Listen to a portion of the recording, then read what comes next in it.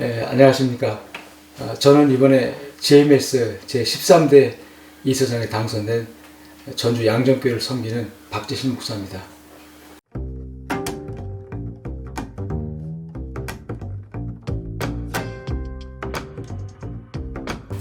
목사님, 먼저 GMS 제13대 이사장으로 당선되신 거 너무 축하드리고요. 네. 되게 막중한 책임감이 드는 자리일 것 같아요. 간단하게 소감 및 다짐 한마디 들어보겠습니다.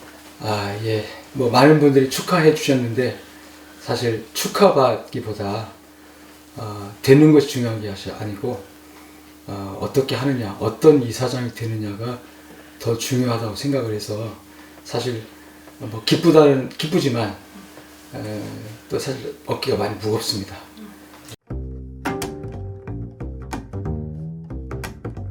저는 이제 이사장님께서 내놓으셨던 공약 중 기억에 남는 게 하나 있다면은 그 만만만 정책인데요. 그 선교회 재정 확보를 위한 훌륭한 대안이라고 생각해요. 네. 이런 훌륭한 대안을 저만 알 수는 없으니까 한번 네. 소개 부탁드릴게요. 사실 아주 쉽은 방법이고 또 어려운 방법이죠. 지금 우리 교단에 12,000개 교회가 있습니다. 근데 정식으로 GMS를 통해서 선교사를 파송한 교회가 680여 교회. 그 다음에 우리 GMS를 통하지 않았지만 선교사를 파송하고 나를 선교한다는 교회들을 정확한 통계는 없어요, 이거는.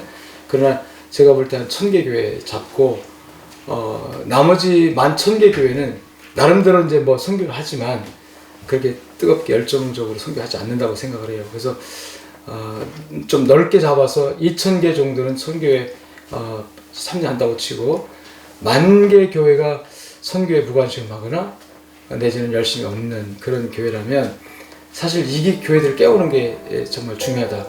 그런데 어떻게 깨우겠느냐? 아주 쉽게 접근해야 돼요. 그래서 우리 합동축 교단의 10,000개 교회가 선교에 관심 없는 교회들이 한 달에 교회 재정에서 10,000원씩만 우리 GMS 선교비를 좀 보내줘라. 10,000원씩만. 이 10,000원은 계속해서 할 수 있어요. 그 명분만 있고 관심만 있으면 10,000원씩만 헌금해 주시고, 그 다음에 그 교회에서 교인 중에 한 사람 10,000원 헌금할 수 있는 한 사람만 좀 교회에서 추천하든 본인 자원하든 해서, 그러면 한 달에 교회에서 10,000원, 성도 중에 10,000명, 그러면 한 달에 2억 원씩 수입이 됩니다.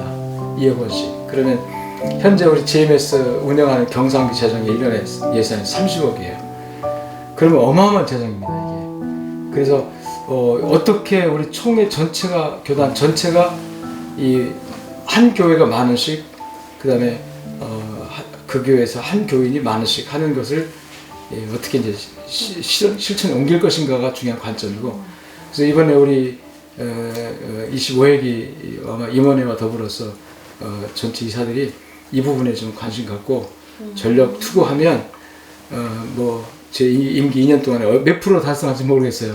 그렇지만 획기적으로 좀 이게 재정 확보가 되면, 그 다음에 사실 선교는 돈이더라고요.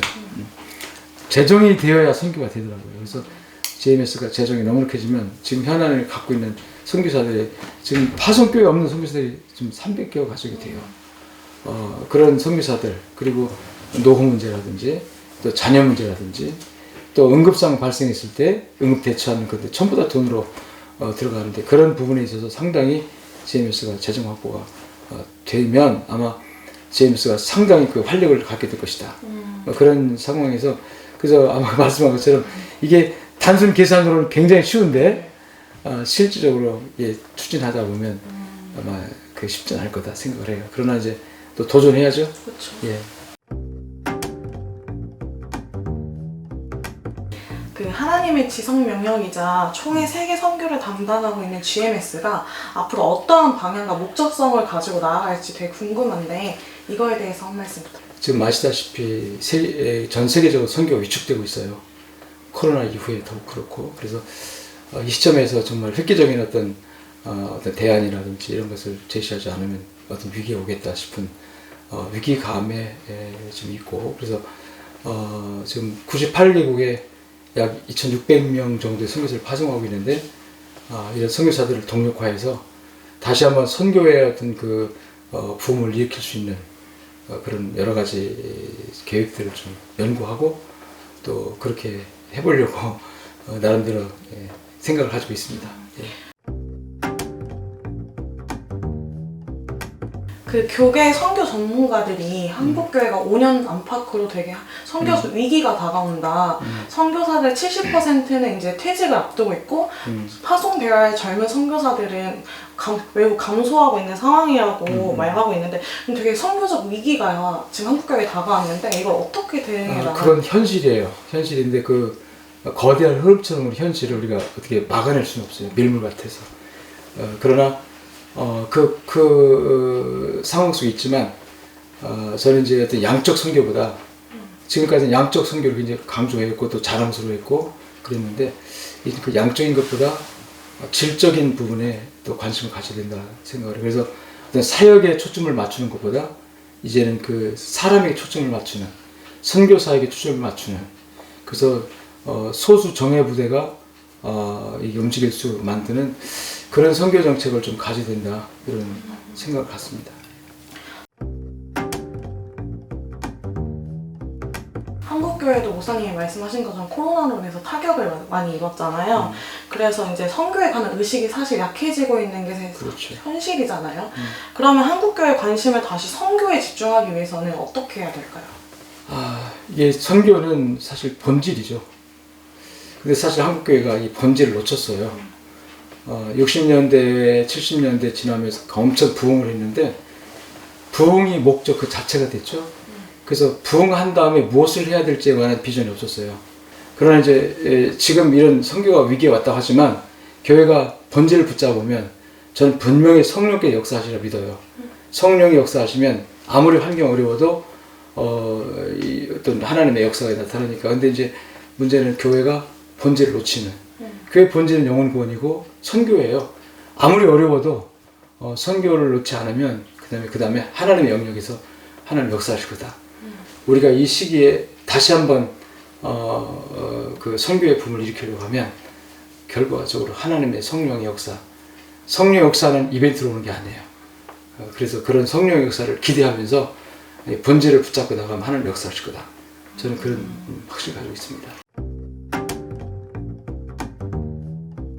목사님께서는 30년 넘게 선교 지향적 목회, 선교하는 목양을 계속 해오신 걸로 알고 있는데 사실 선교를 하고 싶어도 어떠한 방식으로 잘 해야 되는지 모르는 교회도 꽤 있거든요. 목사님께서는 어떻게 교회에서 선교를 하셨는지 그 방식에 대해서 좀 설명해 주시면 좋을 것 같아요. 그래서 이제 교회가 선교를 잘 몰라서 못한다고 할 때 그래서 GMS가 필요한 거고 GMS 의뢰하면 돼요. GMS에서 그 구체적인 방법 또 여러 가지 안내를 할 수 있으니까. 그래서 교회가 만일에 선교는 하고 싶은데 어떻게 할지 모르겠다면 선교사 파송도 그렇고 뭐 지원도 그렇고 모든 면에서 GMS가 효율적으로 아주 효과적으로 지원할 수 있는 그런 시스템이 되어 있고, 그 다음에 이제 저는 이런 생각을 해요. 선교는 교회에다가 줄 주님의 명령이에요. 성도 각 사람 한 사람한테 줄 명령이 아니라 성도는 그리스도인잖아요. 구원받은 사람이고, 그 다음에 그 성도는 교회 하나의 구성원이고 교회를 섬겨야 돼요. 그 다음에 그 교회가 주님께로부터 위임받은 명령이 바로 선교 명령이에요. 그래서 성도는 교회를 섬기고 교회는 땅끝까지 복음 전하는 일에 조직적으로 활동성을 가지고 복음 전해야 돼요. 자, 여기 오기 전에 막 선교사님들 만났는데 선교사님들이 이사장님 향해서 아낌없이 주는 나무가 아니라 아낌없이 주는 박대신 목사라고 칭찬하시더라고요. 좀 과분한 얘기고. 그 선교사님들의 애안을 누구보다 잘 헤아려 주셨기 때문에 가능한 일이라고 생각해요.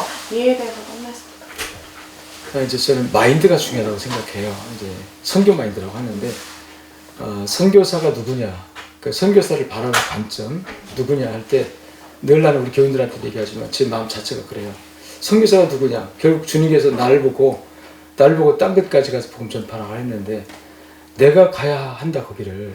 아프리카든 뭐 남미든 어디가네. 근데 나는 갈 수 없으니까 내 대신 가주겠다고 손들고 나선 사람이 저분이다. 그러니까 선교사가 누구냐 하면 나를 대신해서 간 사람, 나를 대신해서 복음 들고 간 사람. 그러니까 그분이 나인 거예요. 그러니까 그분을 대하는 태도나 그분을 바라보는 내 생각이나 이 모든 것이 다 소중할 수밖에 없죠. 선교사는 정말 나를 대신해서 간 분이기 때문에 소중하고 귀하고, 그래서 그렇게 하다 보니까 이제 선교사의 심정을 또 이해하고 그들 고충을 많이 듣게 되고, 뭐 그러다 보니까 누구보다도 선교사를 잘, 선교지나 선교사를 뭐 이해한다고 할까요? 뭐 그런 생각이 갖게 되고, 또 뭐 우리 교인들 자체가 다 그래요. 그렇게 또 훈련을 받았고, 또 그렇게 뭐 목사가 그러니까 장인이 영향 받아서 그래서 우리 교회는 어떻게 보면 선교사님들을 뭐 담임 목사보다 더 귀히 여기는 분들이다 뭐 이렇게 볼 정도로 뭐 그런 분위기로 지금까지 해왔습니다. 마지막으로 목사님께서 이제 선교를 살리기 위해서 다시금 선교에 모든 교회가 집중할 수 있게 불철주야로 뛰어다니셔야 될 텐데 앞으로의 계획이나 포부 있다면 한 말씀 부탁드립니다.